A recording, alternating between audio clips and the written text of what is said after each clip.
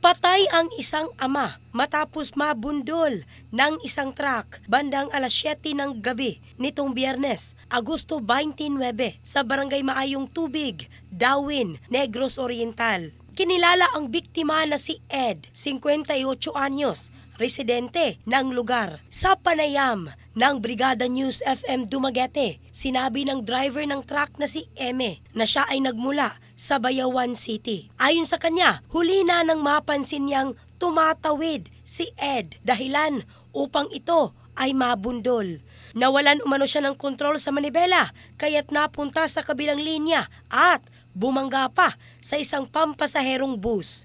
Sa kulungan, niyakap si Eme ng kanyang 2 anak nang dumalaw ang mga ito. Humingi rin siya ng tawad sa pamilya ng nasawi. Ayon naman sa pamangkin ng biktima, tumawid si Ed dahil nais nitong masaksihan ang awarding ceremony ng kanyang anak sa paaralan.